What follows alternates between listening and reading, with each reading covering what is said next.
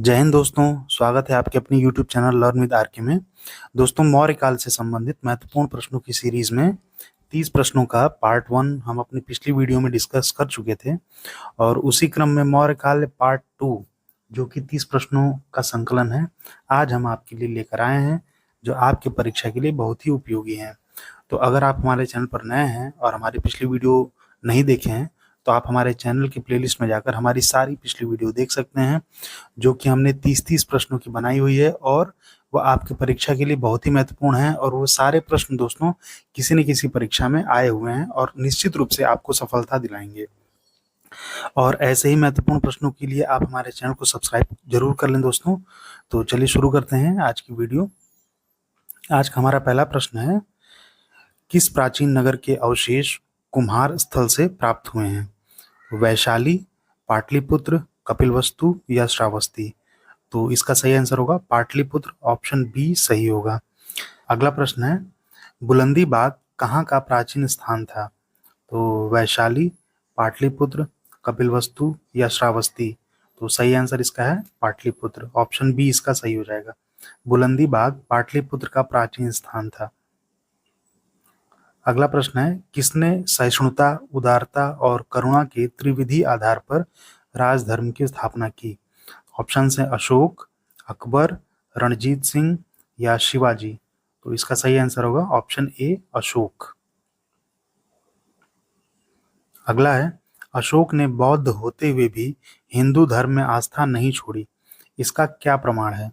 तो तीर्थ यात्रा, मोक्ष में विश्वास, देव नाम प्रिय की उपाधि या पशु चिकित्सालय खोले? तो दोस्तों इसका सही आंसर होगा ऑप्शन सी, देव नाम प्रिय की उपाधि। अगला है, अशोक के शिलालेखों को पढ़ने वाला प्रथम अंग्रेज कौन था?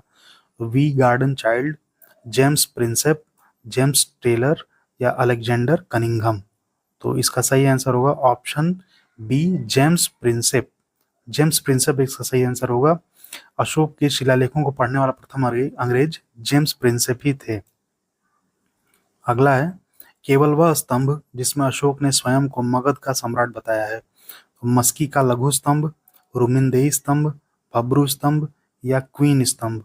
इसका सही आंसर होगा ऑप्शन सी, भब्रू स्तंभ। अगला है, अंतिम मौर्य सम्राट कौन था?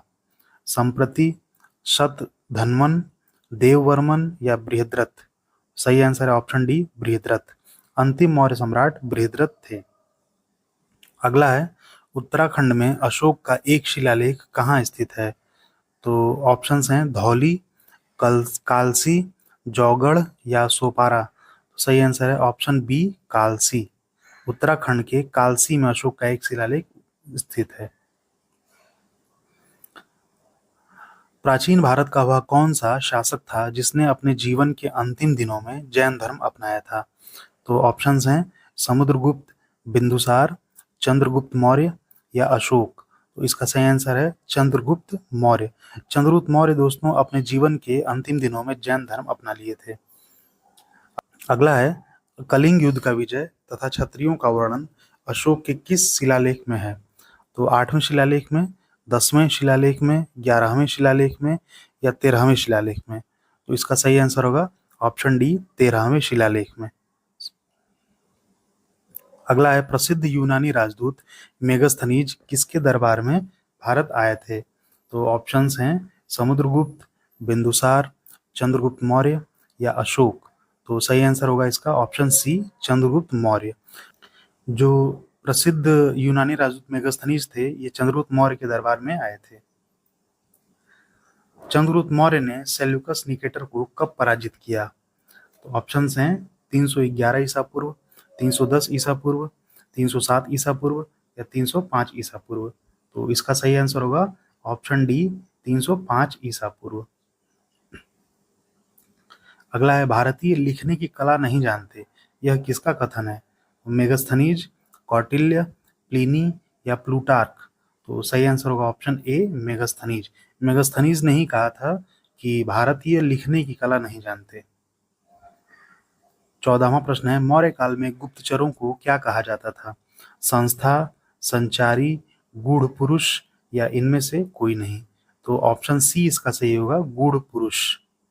मौर्य काल में गुप्तचरों को गूढ़ पुरुष कहा जाता था। अगला है, अशोक का समकालीन तुरामया कहाँ का राजा था? तो मिस्र, कोरिंथ, मैसिडोनिया या सीरिया? तो सही, इसका सही आंसर होगा ऑप्शन ए, मिस्र। अगला है, कौटिल्य द्वारा रचित अर्थशास्त्र कितने अधिकरणों में विभाजित है? तो ऑप्शन है 13, 14, 15 या 16। तो इसका सही आंसर होगा ऑप्शन सी, 15। अगला है, अशोक के किन शिलालेखों से हमें संगम साहित्य के बारे में जानकारी मिलती है?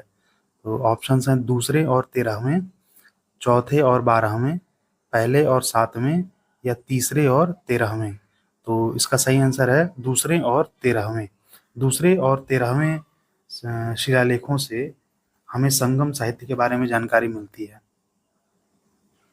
18वां है, अशोक ने श्रीलंका में प्रचार हेतु किसे भेजा? तो ऑप्शन है महेंद्र, संघमित्रा, ए व बी दोनों या इनमें से कोई नहीं?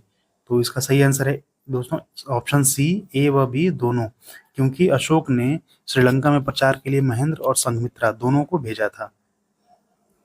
अगला है, अशोक ने मनसेहरा एवं शाहबाज गढ़ी, जो कि पाकिस्तान में है, इनसे प्राप्त वृहद शिलालेखों में किस भाषा का प्रयोग किया हुआ है? तो अरमाइक लिपि, खरोष्टी लिपि, ग्रीक लिपि या ब्राह्मी लिपि? तो सही आंसर है इसका खरोष्टी लिपि। ऑप्शन बी इसका सही आंसर होगा। अगला है, श्रीनगर की स्थापना किस मौर्य शासक ने की थी? तो अशोक, कनिष्क, हर्ष या चंद्रगुप्त मौर्य? तो सही आंसर होगा इसका दोस्तों ऑप्शन ए, अशोक। 21वां प्रश्न है, किस अभिलेख में चंद्रगुप्त मौर्य और अशोक दोनों का उल्लेख किया गया है?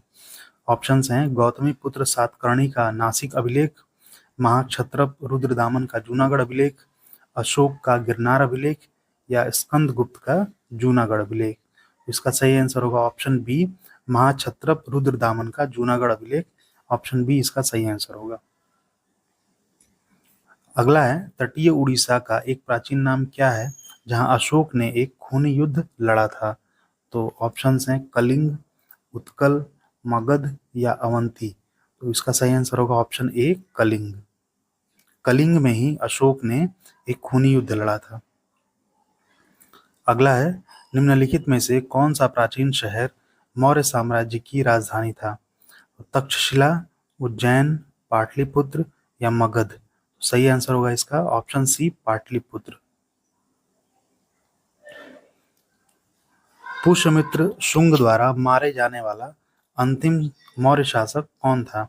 संप्रति, बिंदुसार, देववर्मन या बृहद्रथ? इसका सही आंसर होगा ऑप्शन डी, बृहद्रथ। अगला है, अशोक का अंतिम युद्ध कौन सा था? प्लासी का युद्ध, कलिंग का युद्ध, कालीकट का युद्ध या पानीपत का युद्ध? तो दोस्तों इसका सही आंसर होगा ऑप्शन बी, कलिंग का युद्ध। कलिंग का युद्ध जो है कि अशोक का अंतिम युद्ध था। अशोक द्वारा नियुक्त किए गए धार्मिक अधिकारी को क्या कहा जाता है? तो धम्म महामत्ता, धम्माधिराज, धम्माधिकारी या धम्माध्यक्ष? तो सही आंसर होगा इसका ऑप्शन ए, धम्म महामत्ता।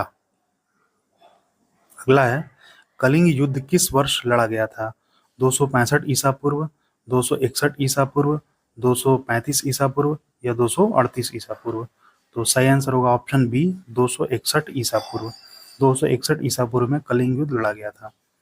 अगला है, अशोक के अभिलेख के अनुसार अशोक ने राजा बनने के कितने वर्ष बाद कलिंग युद्ध लड़ा था? तो 4 वर्ष बाद, 6 वर्ष बाद, 8 वर्ष बाद या 9 वर्ष बाद? तो सही आंसर है इसका ऑप्शन सी, 8 वर्ष बाद। अगला है, सौराष्ट्र में सर्वप्रथम किसने सुदर्शन झील का निर्माण कराया था?